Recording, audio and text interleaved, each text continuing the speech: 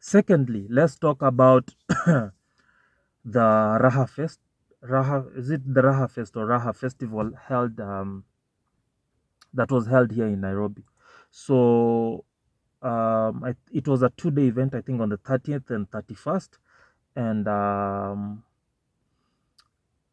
Shensia was supposed to perform on the 31st. She actually just gave a 3-minute performance. We'll get to that. Let's start with Levis. So Levis, the guy is a lover boy. Let's give him that. Okay. So Levis was performing, his lover boy songs, and whenever he's doing that, he likes to call ladies on stage to dance kidogo kidogo with him, as he did a few months back in 2024 when they came over with the video, right?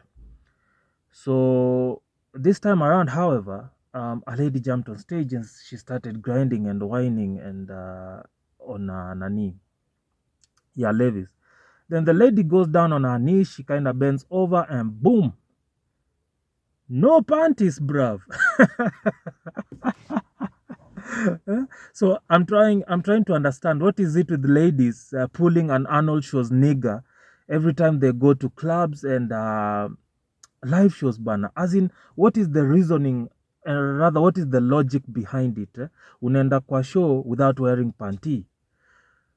Okay, I don't know whether she knew she'd be called on stage, but from the way she was whining and dancing on that stage, it appears to be someone who was ready for that moment. It's like she went there with a goal and she knew I might be called on stage, and if I get called on stage, I have to represent. No panties whatsoever, bruv. And to think that she was not even, unajua kuna ile, you have an oops moment, right?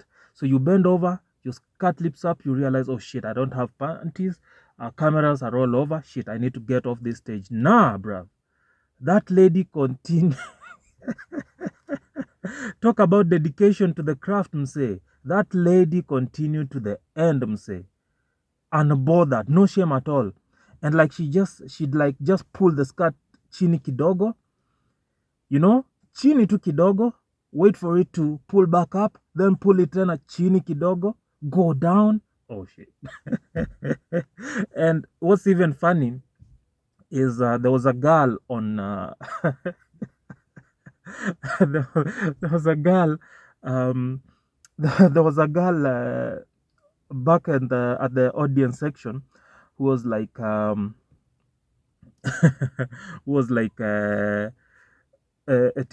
panty. Okay, if you ask me, I actually think that lady was a hater bana. We already know ajavaa panty. Sasa atavalia panty wewe kwenda. So ungepanda stage wewe umevaa panty. Juu umevaa panty so ungepanda stage. Fuck you. Yo, manze, ladies have decided to pull the Arnold Schwarzenegger whenever they are going for those shows. So she actually gave a good she actually gave a good performance, a good dancing performance. It wasn't bad, save for the fact that she wasn't wearing panty. Now her, ikus is plastered all over the internet, and actually that clip trended more in Nigeria than any other country in Africa. And then after she got on stage, there was another lady who also got on stage, and she was wearing a very beautiful red dress, also very short, no panties as well. So as in, for me, that's the nini, that's the bone of contention. Like, what is the intention? So let's just leave the club scene alone. Let's just talk about you going for events. What is the intention? I can understand you wanting to look sexy and stuff. I can understand. But you going to an event, a music event, dressed all cute and nice, but no panties is... Okay, I can understand it if you're wearing a jeans or a trouser, but a short skirt with no panties, what is the intention? As in, what is the goal? Out of all the out of all the thousands of female fans that have gone for that show, Nini, is it that you're looking towards huyo msanii kukuona? Is it? I don't know, man. Sijui. The thought process around it is just is just confusing altogether, man. Hata mi sini ina nini, I'm going all over the place because it's that confusing. I would, I would understand it if you have a boyfriend or you have a man and you're going for a music festival and you decide, okay, I'm going to dress all sexy and shit. I'm not going to wear a panty for my man in case, in case my man wants it there and then. Because young people, you understand, these are young people. Young people like to risk, yeah, to experiment and risk, right? It's okay. It's a youthful thing. But you don't have a man, because I'm guessing if you have a man, you're not going to be jumping on stage without panties and shit. Yeah, so that's what happened at the Raha Fest. So fast forward to 31st, Shensia comes.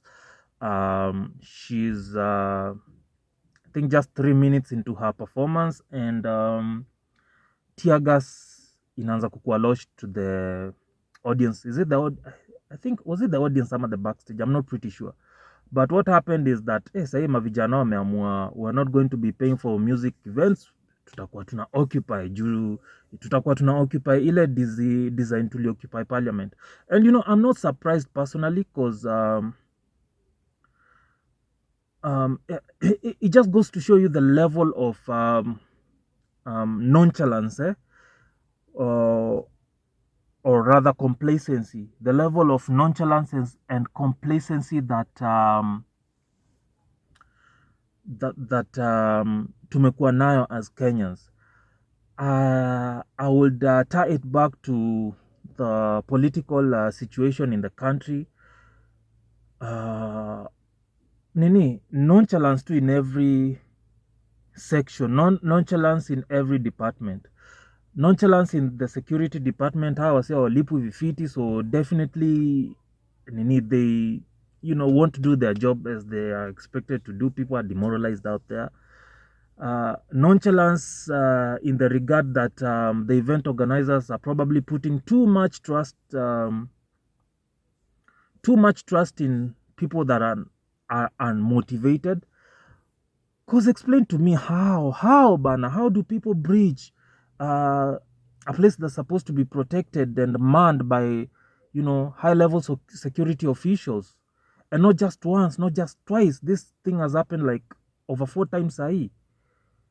As in, you'd think that as an event organizer you'd learn from another event organizer's mistake.